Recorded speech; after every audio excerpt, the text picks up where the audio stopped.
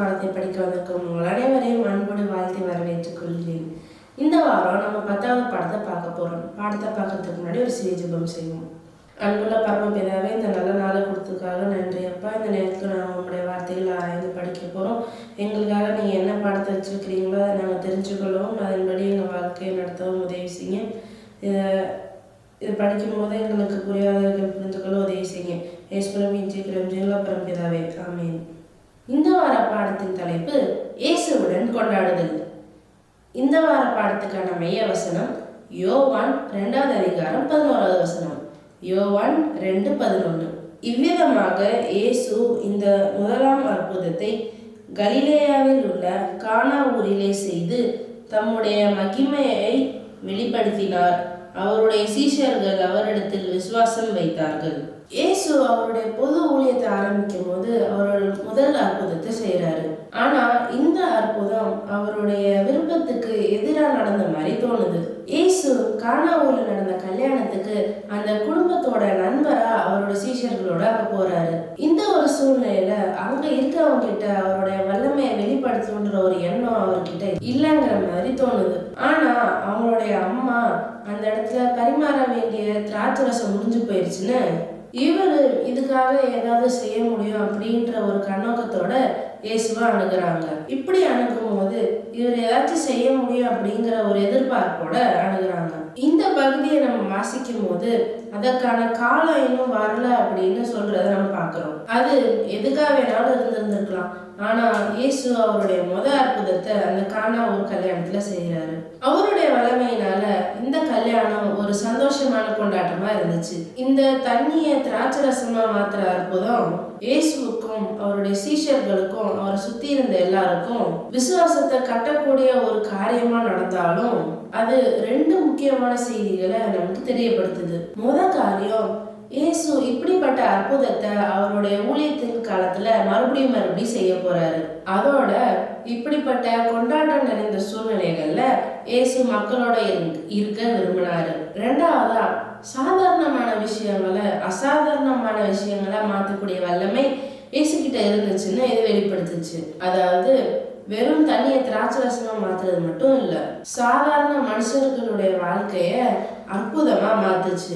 இந்த பாடத்தை புரிஞ்சுக்கிறதுக்கு ஒரு கதையை பார்ப்போம். இந்த உலகத்துல நம்ம கண்ணு முன்னாடி பாக்குற மனுஷங்களை நம்மளால நேசிக்க முடியலன்னா கண்டிப்பா நம்ம காண முடியாத தேவனை நேசிக்க முடியுங்கிறது ஒரு சந்தேகம் தான். நம்ம தேவனுடைய அன்பை நம்மளுடைய இருதயத்துல வைக்கும் போது அது நம்மளை சுத்தி இருக்கிற எல்லாருக்கிட்டையும் வடிந்து ஓடுது.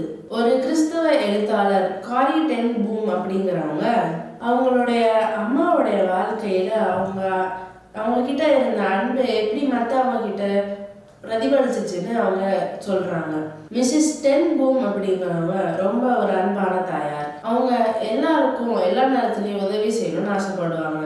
அவங்களுடைய கைகள் அனாதைகளுக்கு குளிர்ல போட்டுக்கிறதுக்காக ஸ்வெட்டர் பின்றதுல, வீடு இல்லாதவங்களுக்கு சாப்பாடு கொடுக்கறதுக்கு சாப்பாடு செய்யறதுல, இன்னும் யாருக்கெல்லாம் பிறந்த நாள் வருதோ அவங்க எல்லாருக்கும் பரிசுகள் கொடுக்க அவங்க கை சுறுசுறுப்பா இருந்துச்சு. டச் பகுதியில வாழ்ந்துட்டு இருந்த இவங்க எல்லாருக்கும் அன்பான ஒருத்தவங்களா இருந்தாங்க.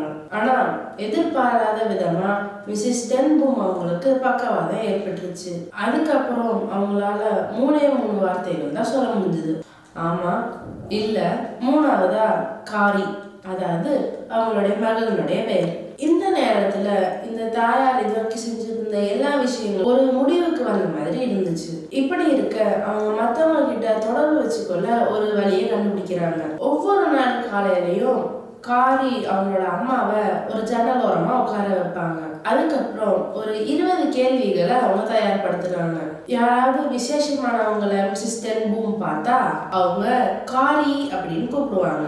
இந்த சத்தத்தை கேட்ட காரி, என்ன அம்மா, நீங்க யாரையாச்சும் நினைக்கிறீங்களா அப்படின்னு கேட்பாங்க. அதுக்கு அவங்க அம்மா ரொம்ப ஆர்வத்தோட ஆமா அப்படின்னு சொல்லுவாங்க. அந்த மகள் அவங்க கிட்ட இன்னைக்கு அவங்க பிறந்த நாளா அப்படி கேட்பாங்க. இல்ல அவங்களுக்கு ஏதாவது விசேஷமான தேவை இருக்குதா அப்படின்னு கேட்பாங்க. இல்ல அவங்கள பார்த்தா ரொம்ப கவலையோடு இருக்காங்களா அப்படின்னு கேட்பாங்க. இப்படி கேள்விகளை கேட்டு அவங்களுடைய எண்ணங்களை அவங்க வெளிப்படுத்துறாங்க. இப்ப காரி அவங்க அம்மா மற்றவங்களுக்கு ஏதாவது ஒரு வகையில உதவி செய்யணுங்கிறத இவங்க புரிஞ்சுக்கிட்டாங்க. மிஸ்ஸஸ் டென் பூம் அவங்களுடைய வாழ்க்கையின் கடைசி 3 வருஷங்கள்ல அந்த ஜன்னல் ஓரத்துல உட்காந்து இன்னும் அநேகருக்கு ஊழியம் செஞ்சுக்கிட்டே இருந்தாங்க. எந்த ஒரு பக்கவாதமும் இவங்களுடைய அன்பான செயல்களை தடை செய்ய முடியல. இப்படிப்பட்ட ஒரு அன்பான செயல் நம்மளுடைய அயலகத்திலையும் நம்மளுடைய சமுதாயத்திலையும் ஒரு பெரிய மாற்றத்தை ஏற்படுத்த முடியும். நம்மளுடைய சபைகள்லையும் ஒரு பெரிய மாற்றத்தை ஏற்படுத்த முடியும். சாலிட் கிரவுண்ட் அப்படின்ற ஒரு புத்தகத்துல மார்க் ஃபின்லே இயேசுவினுடைய வாழ்க்கையின் வழியா பரலோகத்தின் அன்பு இந்த உலகத்துல இருந்த எல்லாருக்கும் வலிந்து ஓடுச்சு. இந்த பரலோக அன்பு நம்மளுடைய வாழ்க்கையில இருந்து மற்றவங்களுக்கு போகும்போது கண்டிப்பா இந்த உலகத்தை அது மாற்றணும்னு அவர் எழுதியிருக்கிறாரு. இந்த உலகத்தை மாற்றக்கூடிய பங்காளர்களா நம்ம என்ன செய்ய முடியும்னு யோசிப்போம். வேதாகம ஆராய்ச்சியாளர்கள் நமக்கு ஒரு முக்கியமான காரியத்தை வெளிப்படுத்துறாங்க. வேதம் ஒரு நாளுமே அதற்கு முரண்பாடான ஒண்ண சொல்லாது. இன்னைக்கு பாடத்துல நம்ம திராட்சை ரசத்தை பத்தி பாக்குறோம். ஒரு சில இடங்கள்ல இந்த திராட்சை ரசம் அப்படிங்கிறது ஃப்ரெஷ்ஷா திராட்சை பழங்கள்ல இருந்து எடுக்கப்பட்ட சாரை குளிக்குது. இன்னும் சில இடங்கள்ல அது குளிக்க வைக்கப்பட்ட மதுபானத்தையும் குறிக்குது. எங்க எல்லாம் நம்ம திராட்சை ரசத்தை குடிக்க கூடாது அப்படின்னு இந்த வேதாகமம் தெரியப்படுத்துதோ அந்த இடங்கள்ல இது புளிக்க வைக்கப்பட்ட மதுபானத்தை குறிக்குதுன்னு நம்ம தெரிஞ்சுக்கிறோம். எந்த இடத்துல நமக்கு நன்மை ஊட்டக்கூடிய காரியங்களை பத்தி சொல்லுதோ அது ஃப்ரெஷ்ஷா திராட்சை பழங்கள்ல இருந்து எடுக்கப்பட்ட ரசத்தை குறிக்குது. இயேசு எப்படி ஒரு அற்புதத்தின் மூலமா கானா ஊர்ல தண்ணீரை திராட்சை ரசமா மாத்தினாங்களோ இது புளிப்பில்லாத ஃப்ரெஷ்ஷான ரசம் நம்ம எப்படி தெரிஞ்சுக்க முடியும்? லேவியராகமம் 10:9 சொல்லுது, நீயும் உன்னோட கூட உன் குமாரரும் சாகாதிருக்க வேண்டுமானால் ஆசரிப்பு கூடாரத்துக்குள் பிரவேசிக்கிற போது திராட்சரசத்தையும் மதுவையும் குடிக்க வேண்டாம். நீதிமொழிகள் 20:1 சொல்லுது, திராட்சரசம் பரியாசம் செய்யும், மதுபானம் அமளி பண்ணும், அதனால் மயங்குகிற ஒருவனும் ஞானவான் அல்ல. எபேசியர் 5:18 சொல்லுது, துன்மார்க்கத்திற்கு ஏதுவான மதுபான வெறி கொள்ளாமல் ஆவியினால் நிறைந்திரு. இயேசு ஒரு பரிசுத்தமான பாவம் இல்லாத வாழ்க்கைய வாழ்ந்தாரு. அதனாலதான் ராபோஜனத்துல பயன்படுத்துற அப்பமும் ரசமும் புளிப்பில்லாததா இருக்குதுன்னு நம்ம பாக்குறோம். நம்ம புசிக்கிற இந்த அப்பம் இயேசுனுடைய சரீரத்தையும் நம்ம பானம் பண்ணுற இந்த ரசம் அவருடைய ரத்தத்தையும் குறிக்குது நம்ம பார்க்குறோம். அதனாலதான் இயேசு கிறிஸ்துவ குறிக்கிற விஷயங்களும் அவரை மாதிரியே பரிசுத்தமானவைகளா நம்ம பின்பற்றணும்னு சொல்லி பார்க்கிறோம்.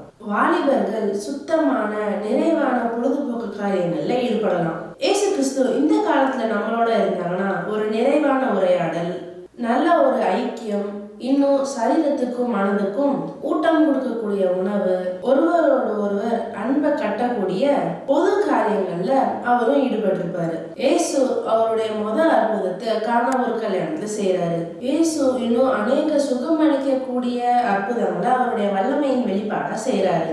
அவர் செய்த முதல் அற்புதம் ஒரு கொண்டாட்டம் நிறைந்த இடத்துல இருந்த மக்களை சந்தோஷப்படுத்துனதா இருந்துச்சு. நம்ம ஆண்டவருடைய சாயல்ல படைக்கப்பட்டோனும் அவரு ஆதியில படைத்து வைத்த பரிசுத்தமான திருமணமும் இங்க அங்கீகாரப்படுத்தப்படுதுன்னு நினைக்கும் போது ரொம்ப சந்தோஷமா இருக்கு. இன்னைக்கும் இயேசு நம்ம ஒவ்வொருடைய வாழ்க்கையில நிறைந்து அதுல மாற்றங்களை உண்டு பண்ணணும்னு ஆசைப்படுறாரு. நம்ம ஒவ்வொரு வாரமும் சபையில செலவிடுற கொஞ்ச நேரம் கிடையாது, நம்ம மற்றவங்களோட செலவிடுற அநேக நேரங்கள்லயும் அவரு செயல்படணும்னு ஆசைப்படுறாரு. நீங்க இருக்கிற இடத்தெல்லாம் திரும்பி பார்க்கும் போது இயேசு இருந்தாருன்னா அந்த இடத்துல உங்களுடைய வாழ்க்கை எப்படிப்பட்ட ஒரு மாற்றம் ஏற்படும்? ஆண்டவர் நம்ம ஒவ்வொருத்தருக்கும் தேர்ந்தெடுக்கிற உரிமையை கொடுத்திருக்கிறாரு.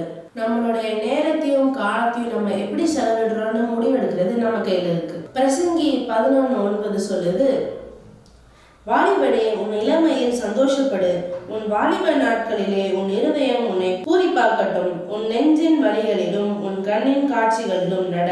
ஆனாலும் இவை எல்லாவற்றின் நிமித்தமும் தேவன் உன்னை நியாயத்திலே கொண்டு வந்து நிறுத்துவார் என்று அறி. இப்படிப்பட்ட சந்தோஷமான நிகழ்வுகள்ல நம்ம கூட இருக்கணும்னு ஆசைப்படுறாரு. இயேசு நம்மளோட இருக்கிற ஒவ்வொரு இடத்துலயும் கண்டிப்பா நம்மளால ஒரு பெரிய மாற்றத்தை கொண்டு வர முடியும். உங்களுடைய வாழ்க்கையில நீங்க எடுத்து வைக்கிற ஒவ்வொரு அடியிலையும் இயேசு உங்களோட கூட இருக்கணும்னு நீங்க முடிவெடுப்பீங்களா? அப்ப இயேசு நம்மளுடைய வாழ்க்கையில ஒவ்வொரு நாளும் இருக்கும் போது நம்மளோட வாழ்க்கை ஒரு பெரிய கொண்டாட்டமா இருக்குங்கிறதுல எந்த ஒரு சந்தேகமும் இல்லை. இந்த பாடத்தை முடிக்க ஜெபம் செய்வோம். அன்புள்ள பரமபிதாவே, இந்த நல்ல ஒரு பாடத்தை படிக்க எங்களுக்கு இந்த வாய்ப்பை கொடுத்ததுக்காக நன்றி. எங்களுடைய வாழ்க்கையின் ஒவ்வொரு அடையிலும் எங்கள் கூட நீங்கள் இருக்க ஆசைப்படுறீங்கன்னு நாங்கள் தெரிஞ்சுக்கிட்டோம். அதே மாதிரி நாங்கள் உங்களுடைய அன்பை வெளிப்படுத்துகிற பிள்ளைகளாய் மற்றவர்களுடைய வாழ்க்கையும் ஒரு கொண்டாட்டமாய் மாற்ற உதவி செய்யுங்க. இந்த உலகத்தில் நாங்கள் வாழும்போது ஒரு பெரிய தாக்கத்தை ஏற்படுத்துகிறவர்களாக நாங்கள் வாழ உதவி செய்யுங்க. இதை பார்க்குற கேட்குற எல்லாரையும் ஆசீர்வதிங்க. ஏசுவின் சீக்கிரம் சீனு பரம்பிதாவே. ஆமென்.